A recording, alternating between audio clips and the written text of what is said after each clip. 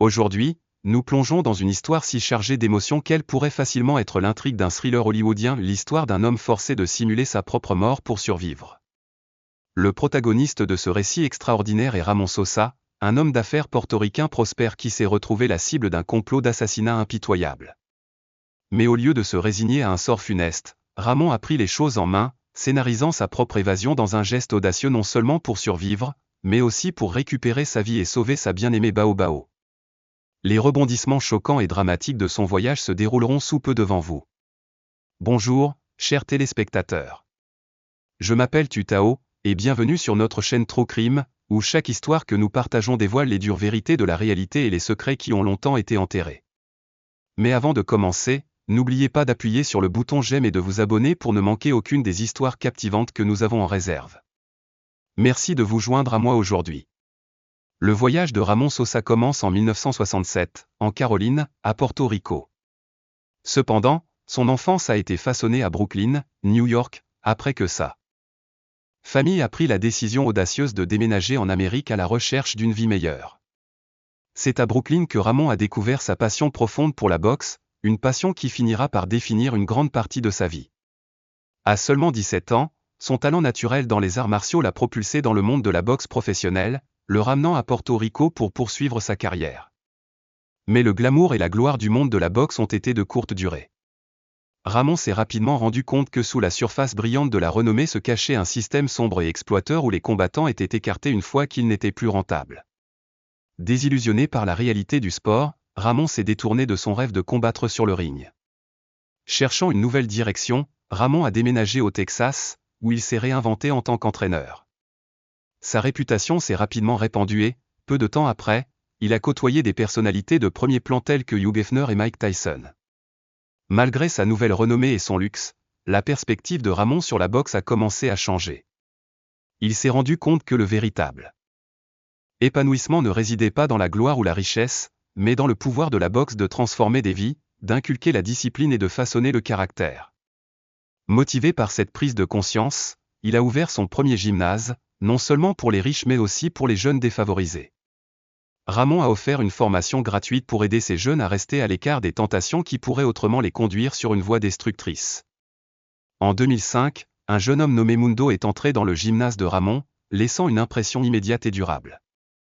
L'histoire de Mundo était une histoire de difficulté et de violence. Il était impliqué dans un gang depuis l'âge de 12 ans et avait été abattu 6 fois avant de purger sa peine en prison.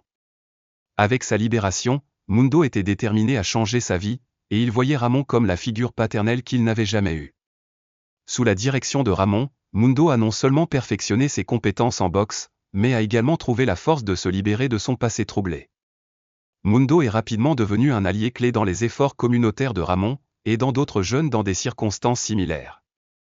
Cependant, la leçon la plus importante que Ramon apprendrait était celle qui venait d'une source inattendue, Mundo. En 2007, à l'âge de 40 ans, et après 7 ans de divorce, Ramon profitait de sa vie d'homme d'affaires prospère et d'homme célibataire, s'adonnant au plaisir de la vie nocturne haut de gamme dans un club latin branché. C'est là qu'il a rencontré Maria Ledante, connue sous le nom de Lulu, une belle Mexicaine à la silhouette élancée et aux longs cheveux noirs brillants. Au lieu de faire le premier pas, Lulu observa Ramon de loin, un verre de vin à la main, attendant le bon moment. Et puis, par un coup du sort, elle a accidentellement marché sur son pied, envoyant une vive douleur à travers le corps de Ramon mais créant également l'occasion parfaite pour lui de l'inviter à danser. Captivé par le charme de Ramon, Lulu s'est rapidement réchauffée à lui, et cette nuit a marqué le début d'une romance passionnée entre eux. Au fur et à mesure que leur relation s'épanouissait, Lulu est devenue instructrice de kickboxing au gymnase de Ramon, un travail plus stable que son travail précédent en tant que femme de ménage et massothérapeute, un travail qu'elle avait accepté en raison de l'expiration de son visa de touriste. Ramon l'a prodiguée avec amour et soin, s'occupant d'elle et de ses 2 enfants, qu'elle avait amenés avec elle du Mexique après un mariage raté. En 2010, le rêve américain de Lulu s'est réalisé lorsqu'elle a épousé Ramon, lui permettant d'obtenir la citoyenneté américaine. Leur amour semblait être le partenaire idéal. Ramon adorait Lulu, et elle prenait grand soin de lui, de le dorloter avec des manucures à la préparation de ses repas et à la gestion de leur maison. Leur vie semblait parfaite, à tel point que certains amis de Ramon enviaient leur bonheur. Mais peu de temps avant leur mariage, la mère de Ramon lui avait donné un avertissement subtil sur les problèmes potentiels que Lulu pourrait apporter, une prémonition qui commencerait bientôt à prendre forme. En 2011, Ramon avait ouvert une deuxième salle de sport, Outland Boxing and Fitness, qui rapportait des revenus substantiels $20 000 par mois et consolidait sa position dans le monde des affaires. La vie du couple a continué à s'épanouir alors qu'ils profitaient des fruits de leur succès, vivant dans une luxueuse maison à 2 étages et conduisant des voitures haut de gamme. Ils étaient passés d'une existence modeste à une existence remplie de produits de marque et de plaisirs indulgents, et Ramon n'a épargné aucune dépense pour rendre Lulu heureuse. Cependant, des fissures ont commencé à apparaître dans leur relation après que la mère de Lulu et ses 2 jeunes fils ont obtenu la citoyenneté américaine et ont emménagé avec le couple. Un désaccord apparemment mineur lors d'un voyage à Porto Rico a dégénéré en une violente confrontation. Lorsque Lulu a menacé d'appeler la mère de Ramon, il a insisté sur le fait que c'était une affaire privée entre deux et qu'il pouvait s'en occuper seul. Lulu, enragée, a appelé la sécurité de l'hôtel, accusant Ramon d'abus. Après avoir entendu les 2 parties, le chef de la sécurité a suggéré qu'elles dorment séparément, marquant la première tâche importante dans leur mariage apparemment parfait. Les choses ont empiré lorsque le couple a fait face à des difficultés financières, menaçant le style de vie somptueux auquel Lulu s'était habitué. Ramon a commencé à soupçonner que Lulu détournait de l'argent du gymnase lorsqu'il a remarqué un écart entre le nombre croissant de clients et le revenu régulier. La tension a culminé en mars 2015, lorsque Lulu a demandé le divorce, exigeant qu'elle reçoive tous leurs avoirs. Ramon, ne voulant pas la laisser tout prendre, a insisté sur une répartition équitable de leurs richesses, ce qui a encore alimenté le conflit. Lulu, en représailles, a commencé à salir la réputation de Ramon, l'accusant d'être paresseux et irresponsable au gymnase et l'accusant même d'avoir détourné des fonds de son organisation à but non lucratif, GI Prospect. Ces fausses accusations ont conduit au retrait des principaux sponsors et à la fermeture éventuelle de l'organisation. Malgré les rumeurs préjudiciables, il n'y avait aucune preuve pour étayer les affirmations de Lulu. Les amis et la famille, ainsi que les beaux-enfants de Ramon, ont confirmé que Ramon était une personne gentille et douce, et que ses beaux-enfants avaient toujours été tenus à distance de Lulu en raison des mauvais traitements qu'elle leur avait infligés. Même s'ils étaient en instance de divorce, Ramon et Lulu continuaient à vivre dans la même maison, mais ils s'étaient de plus en plus éloignés. La situation a atteint un point d'ébullition lorsque Ramon a tenté d'utiliser la camionnette de l'entreprise, que l'un des fils de Lulu considérait comme la sienne. Après une vive dispute, le fils de Lulu a filmé la rencontre, incitant Ramon à éloigner le téléphone de son visage pour tenter d'arrêter l'enregistrement. Le fils de Lulu a affirmé que Ramon l'avait agressé physiquement, et des photos de blessures présumées ont été fournies comme preuve. Ramon a nié avec véhémence les accusations, déclarant qu'il avait seulement repoussé le téléphone et non blessé le garçon. Pourtant, le mal était fait, Ramon a été banni de sa propre maison et de son gymnase, et le conflit entre lui et Lulu s'est encore aggravé. Après une inspection plus approfondie, il est devenu clair que les blessures sur ses jambes n'étaient rien de plus que quelques égratignures mineures. Il était difficile de comprendre comment de si petites marques avaient pu être causées par un ancien boxeur. Cependant, les retombées des accusations ont eu de graves conséquences pour Lulu. Il lui a été interdit de mettre les pieds près du gymnase que Ramon possédait autrefois avant leur relation. Bien que cela ait pu sembler être un simple aspect de la division des actifs dans leur divorce, Lulu était loin d'être prête à lâcher prise. Elle était déterminée à tout prendre. Incapable de gagner la bataille juridique, la frustration de Lulu l'a amenée à une décision effrayante, si elle ne pouvait pas tout avoir, elle ferait en sorte que Ramon disparaisse à jamais de sa vie.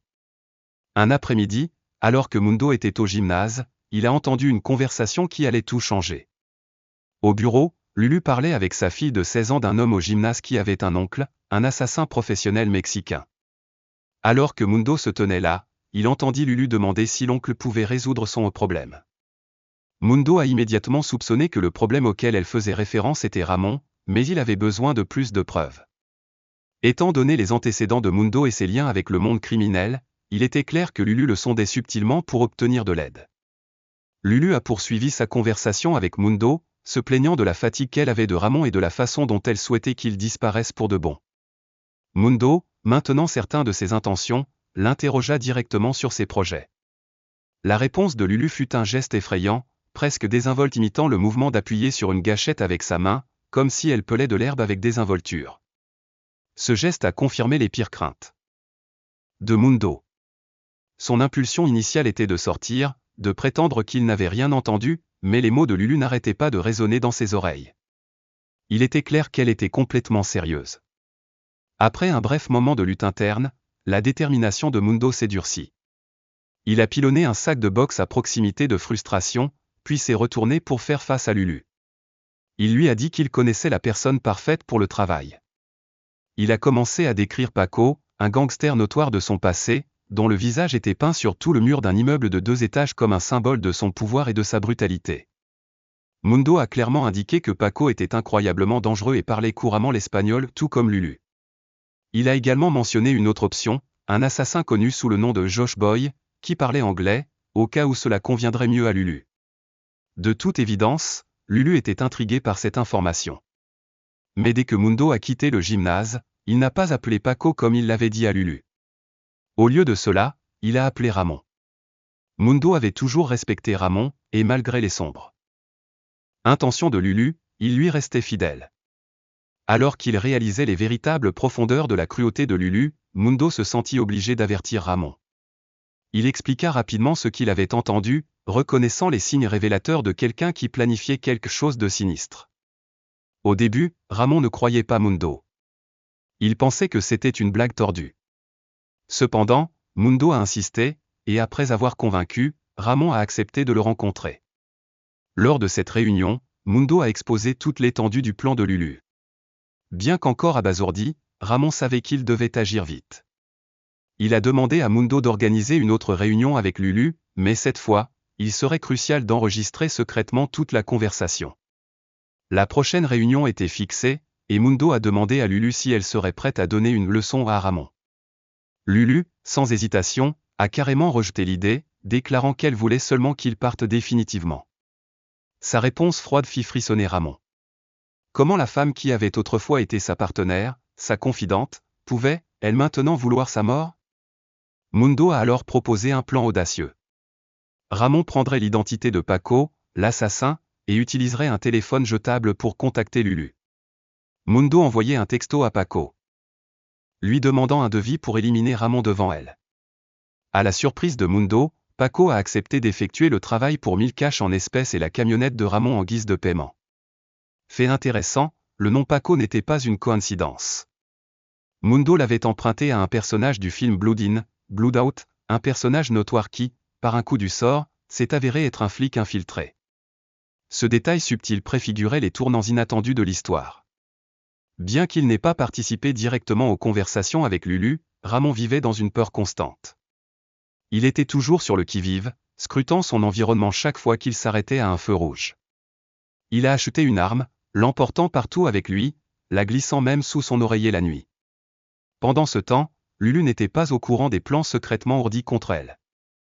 Mundo et Ramon ont continué à rassembler des preuves, enregistrant toutes les conversations qu'ils pouvaient entre Lulu et Paco.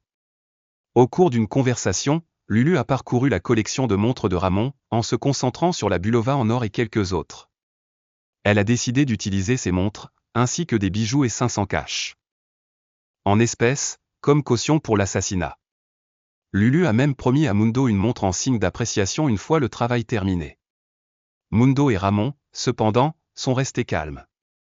Ils se sont préparés pour l'étape suivante, qui consistait à organiser une réunion pour remettre de l'argent pour une arme à feu qui serait utilisée pour tuer Ramon.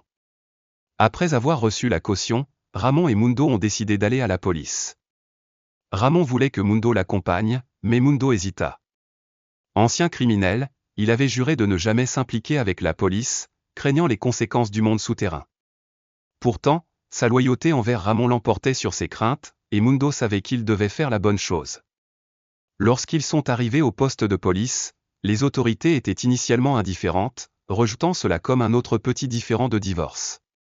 Mais cela a changé lorsque Mundo a révélé la phrase effrayante disparaître pour toujours et a présenté les nombreuses preuves, les textes, le dépôt pour une arme à feu et les enregistrements. Il a même offert son propre casier judiciaire pour sauvegarder sa crédibilité. Mundo comprenait les risques qu'il prenait, sachant qu'enfreindre les règles non écrites de la pègre entraînerait des conséquences. Mais dans cette histoire, il resterait un héros silencieux, sa véritable identité cachée.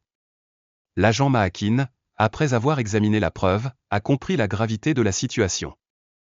Il reconnaissait les lois non écrites du monde souterrain auquel Mundo avait fait référence et savait à quel point les enjeux étaient élevés. La décision de Mundo de signaler le complot de Lulu était courageuse, et l'officier Akin savait les risques qu'il prenait. Pendant les 3 semaines suivantes, Mundo a continué à enregistrer les conversations de Lulu. Ces enregistrements étaient accablants, révélant le désespoir croissant de Lulu de se débarrasser de Ramon. Elle a déploré que garder la maison ne résoudrait pas ses problèmes financiers, d'autant plus que Ramon avait cessé de faire des paiements. Elle a même laissé entendre qu'elle voulait qu'il parte avant que les papiers du divorce ne soient officiellement signés le 22 juillet. Dans un enregistrement, Lulu a déclaré froidement qu'elle devait se débarrasser de lui avant cela pour assurer son avenir financier, soulignant que la vie de Mundo serait sa retraite. Malgré les tentatives répétées de Mundo pour la convaincre de se retirer, Lulu est restée ferme dans sa décision. Il était clair qu'elle avait déjà pris sa décision. Enfin, le moment est arrivé de clore l'affaire. Mundo, portant une caméra cachée, a rencontré Paco, qui était en fait un policier infiltré. Ils étaient dans une camionnette, marquée des mots Holland Boxing sur le côté. Lulu arriva, sans se douter du piège qui lui était tendu. Elle entra dans le camion, assise à côté de Paco tandis que Mundo restait sur la banquette arrière. Paco a entamé la conversation, interrogeant Lulu sur sa situation. Lulu a évacué sa colère, expliquant comment Ramon n'avait rien fait pour elle et comment elle n'en pouvait plus. Lorsqu'on lui a demandé si elle voulait que Ramon souffre ou disparaisse simplement, Lulu n'a pas hésité à répondre. Elle voulait qu'il parte. Paco la pressa davantage, lui demandant si elle voulait qu'il envoie un dernier message à Ramon, confirmant qu'il n'y aurait pas de retour en arrière. Craignant que Lulu n'échappe à la justice par une faille juridique, la police a décidé de mettre en scène la mort de Ramon. Il créait de fausses images de sa mort pour observer la réaction de Lulu. Ramon, bien que terrifié, a accepté le plan risqué. L'équipe de police, manquant d'expérience en effets spéciaux, a dû apprendre à mettre en scène la mort à l'aide de tutoriels YouTube. Ils ont utilisé du maquillage, du colorant alimentaire et des kits empruntés pour créer un effet réaliste. Ramon était allongé face contre terre à l'arrière de la camionnette, le dernier acte d'un dangereux jeu du chat et de la souris qui allait finalement exposer la vraie nature de Lulu. Compte tenu de son statut éminent dans la ville, les pensées de Ramon se sont envolées avec un mélange de doute et de confusion sur ses actions et les choix qu'il avait faits. Il s'est retrouvé à réfléchir sur le passé, en particulier sur la belle histoire d'amour qui avait maintenant dégénéré en cette tournure tragique des événements. Il lui était impossible d'éviter de remettre en question les sentiments de Lulu pour lui à la lumière de la situation actuelle. Finalement, son chagrin l'a conduit à une conclusion douloureuse, Lulu ne l'avait jamais vraiment aimé. Avec l'aide du FBI, un plan stratégique a été mis en place pour mettre en scène la mort de Ramon. L'équipe a méticuleusement conçu de fausses blessures, en utilisant de la peinture pour simuler une balle dans la tête, assurant l'illusion d'une fin violente. Ils se sont même tournés vers des photographies de meurtres réels pour référence, recherchant le plus haut niveau d'authenticité. Fortuitement, l'emplacement au Texas, un État doté d'une multitude de ressources liées au meurtre, a facilité l'exécution de cette ruse. Une fois la séance photo terminée, Ramon a été isolé dans un hôtel pendant 3 jours, coupé du monde extérieur y compris de ses propres enfants. Ses enfants craignaient le pire, croyant que leur père avait vraiment connu un destin tragique. La dernière partie du piège a été fixée au 22 juillet 2015. Un agent infiltré, se faisant passer pour l'assassin engagé, s'est arrangé pour rencontrer Lulu dans un parking. Lulu, ignorant la surveillance, est montée dans la camionnette d'un homme nommé Paco, où 2 caméras cachées ont enregistré chaque instant. Alors que l'assassin révélait que le travail était terminé, Lulu répondit avec une indifférence glaçante. Elle a à peine bronché quand il lui a montré une photo de Ramon, sans vie, par terre. Sa seule réaction a été de lui poser des questions sur ses derniers instants, s'il avait riposté, s'il avait crié à l'agonie. L'officier a fabriqué des détails, affirmant que Ramon avait résisté farouchement. Lulu, imperturbable, a alors suggéré qu'ils utilisent FaceTime pour leur future communication afin d'éviter d'être détectés par les autorités. La froideur de la voix de Lulu était troublante, et l'enregistrement sert de rappel brutal de son comportement détaché.